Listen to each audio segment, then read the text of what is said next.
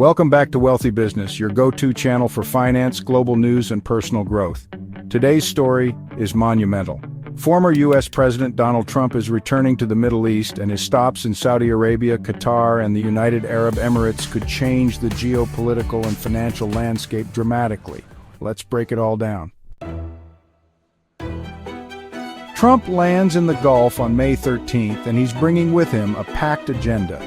Gaza ceasefire negotiations, oil and energy diplomacy, semiconductor export reforms, massive investment deals, and even the potential renaming of the Persian Gulf to the Arabian Gulf. Yes, you heard that right, renaming a body of water. It may sound symbolic, but it's part of a broader political strategy to strengthen ties with Arab states and challenge Iran's regional narrative. One of the biggest focal points will be trade. Trump is expected to propose the removal of the 10% aluminum and steel tariffs he implemented during his presidency. That's music to the ears of Gulf exporters. Why? Because countries like the UAE and Saudi Arabia export metals to the US, and lifting those tariffs, while only a modest boost to their GDPs, would be a strong diplomatic gesture.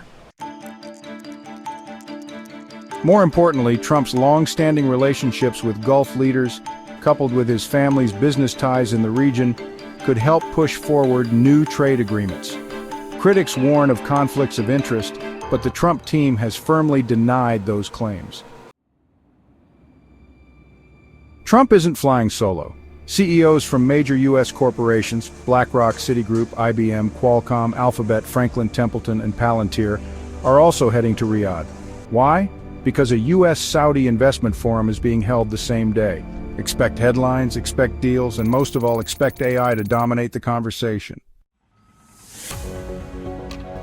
Gulf countries are pouring billions into AI and digital infrastructure, positioning themselves as future global tech hubs. But here's the catch. The U.S. has so far restricted exports of its most advanced AI chips, even to allies. That might be about to change. Just days ago, the Trump team announced plans to rescind a Biden-era policy that restricted AI chip exports. The new plan? A simplified rule that unleashes American innovation and supports U.S. tech dominance, while also boosting AI capabilities in friendly nations like the UAE and Saudi Arabia. This is huge, because behind the scenes, Gulf nations, especially UAE's G42, have already begun aligning with U.S. standards. They've dropped Chinese partnerships and teamed up with Microsoft, which invested $1.5 billion in G42 just last year. This visit also reopens the door for nuclear diplomacy. Saudi Arabia wants a civilian nuclear program, and Trump may be ready to support it, even if it means dropping previous conditions like normalizing ties with Israel.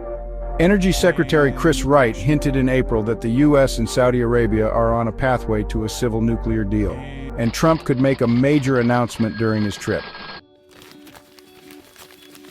Meanwhile, discussions with Iran over its nuclear program continue, supported by Saudi and Emirati leaders, a far cry from the skepticism they showed during the Obama era. Then there's Gaza. Trump has promised to bring an end to the war, even controversially suggesting that the United States take control of Gaza, calling it important real estate. Those remarks drew sharp criticism across the Arab world. But Trump is betting on bold diplomacy and behind-the-scenes negotiations to deliver a ceasefire and facilitate hostage releases. Will it work? Time will tell. But Arab leaders, according to regional analysts, now have a rare window to take initiative on the global stage. No Trump visit to the Gulf would be complete without discussing oil. He's long pressured OPEC to pump more crude to keep U.S. gas prices low. For now, Saudi Arabia is complying. But if prices remain low, the kingdom might reconsider, especially with its Vision 2030 spending ambitions facing budget pressure. Saudi Arabia pledged $600 billion in U.S. investments during Trump's term, but it also desperately needs financing for its megaprojects. Trump's visit could unlock more funding, or at least stronger financial coordination between the two nations. This isn't just a political tour, it's an economic power play. It's about control of resources, innovation, and global influence. From AI chips to nuclear energy, from oil diplomacy to the future of Gaza, everything is on the table. Stay tuned to Wealthy Business for more updates on this story and others shaping the future of global finance and geopolitics. Don't forget to like, subscribe, and hit the bell to stay informed.